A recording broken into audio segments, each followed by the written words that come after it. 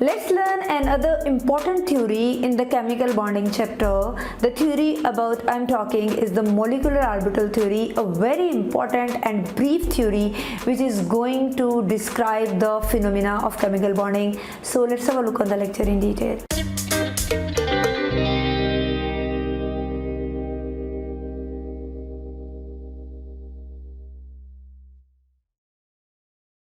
आप लोग इस कॉन्सेप्ट से अच्छे से फेमिलियर हैं कि electrons are moving in the form of a waves, और किसी भी मैटर की ड्यूअल नेचर होती है, it behaves like a wave और it can behave as a particle. और हमारे पास जितनी भी ऑर्बिटल थ्योरीज हैं, जितनी भी थ्योरीज केमिकल बॉन्डिंग में हैं, they all are supporting the wave nature of the electron. अब जब हम वेव की बात करते हैं तो हाउ द वेव बिहेव्स और किस तरह से केमिकल बॉन्ड फॉर्म होता है, ये लेक्चर मेरे चैनल पे मौजूद है। आप लोग इससे गो थ्रू हो चुके हो। अगर आप नहीं हुए तो आप electron wave and chemical bonding by doctor Rizwana type करोगे तो आपको ये कॉन्सेप्ट जो है वो मिल जाएगा। इस कॉन्सेप्ट के अकॉर्डिंग जो हमारे पास वेव होती है उसके ट्रफ और क्रस्ट होते हैं, and these trough and crust, अगर ट्रफ हमारे पास ट्रफ के ऊपर आ रहा होता है तो हमारे पास कंस्ट्रक्टिव वेव्स आती हैं that result towards the formation of a chemical bond. और अगर हमारे पास वो ऑपोजिट एक दूसरे के ऊपर आ रहे होते हैं, अगर फॉर एग्जाम्पल नेगेटिव और पॉजिटिव साइन के साथ उनको साइन करें, अगर नेगेटिव पॉजिटिव ओवरलैप कर रहे हैं तो that will leads towards the destructive interference, और हम यहाँ पे मॉलिक्यूलर ऑर्बिटल थ्योरी इसको एंटी बॉन्ड कहती है। अब यहाँ पर फर्ज करें हमारे पास एक मॉलिक्यूल ए है और एक मॉलिक्यूल बी है, और दिस इज द एप्टीट्यूड, हम कह सकते हैं उनका वेव फंक्शन है। अगर हमारे पास मॉलिक्यूल ए का 1s और मॉलिक्यूल बी का 1s का वेव फंक्शन कंस्ट्रक्टिव होगा तो इसको हम प्लस साइन से रिप्रेजेंट करेंगे, and this will Leeds towards the formation of a bonding orbitals. और अगर ये हमारे पास नेगेटिव साइन के साथ आता है तो इसको हम जो है वो ये इसके साथ यहाँ पे बी लिखेंगे तो इसको हम क्या कहते हैं, इसको हम डिस्ट्रक्टिव इंटरफेरेंस कहते हैं, because they are cancelling out the effect of each other. और हमारे पास जो होगा रिजल्ट में जो बॉन्ड आएगा उसको हम एंटी बॉन्डिंग कहेंगे, and that is of a high energy. और जो बॉन्डिंग ऑर्बिटल्स होते हैं they are of lower energy and they are constructive interference and they play roles for the formation of a strong bonds. ठीक है, अब वो conditions कौन कौन सी जरूरी हैं towards the formation of a molecular orbital जरूरी हैं, इफेक्टिव कॉम्बिनेशन कॉज करती हैं एटॉमिक ऑर्बिटल्स का, ताकि हमारे पास मॉलिक्यूलर ऑर्बिटल्स बन सके।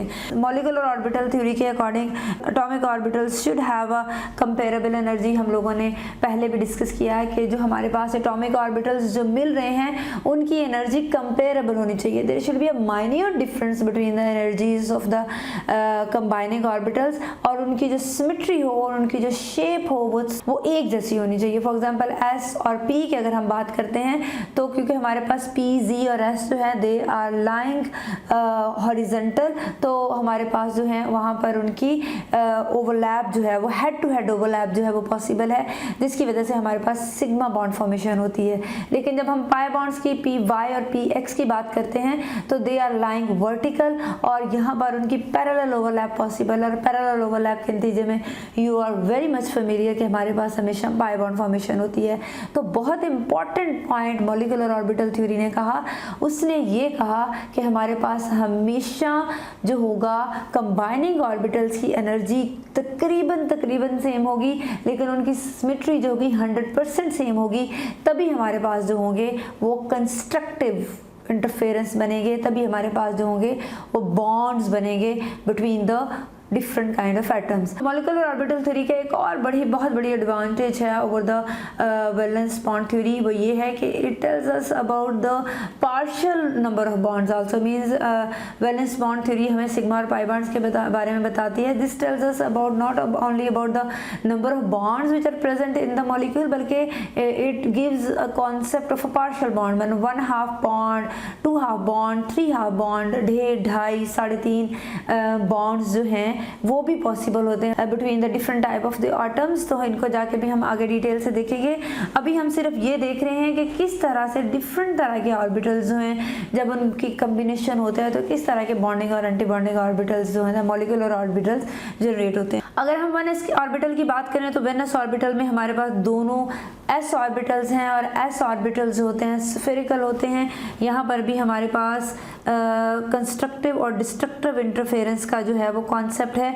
If the both orbitals are combining with each other, या आप कह लें कि पॉजिटिव वेव, इसको हम इस तरह से भी लिख सकते हैं कि we are having a orbital with the negative and positive portion, जिस तरह हम लोगों ने वेव, इलेक्ट्रॉन वेव के कॉन्सेप्ट में देखा। तो अगर हम अपने s ऑर्बिटल को इस तरह से ड्रॉ कर लें कि हमारे पास इसके रीजन्स ड्रॉ हो जाएं और सेंटर में हमारे पास न्यूक्लियस होता है, and these are the waves which are having positive and negative charge. और अगर नेगेटिव चार्ज के ऊपर आके कंबाइन करेगा, उसके साथ ओवरलैप करेगा, और पॉजिटिव के साथ ओवरलैप करेगा, तभी हमारे पास कंस्ट्रक्टिव इंटरफेरेंस होगा, and it will leads toward the formation of a bonding orbital, जो कि हमारे पास सिग्मा बॉन्ड होगा।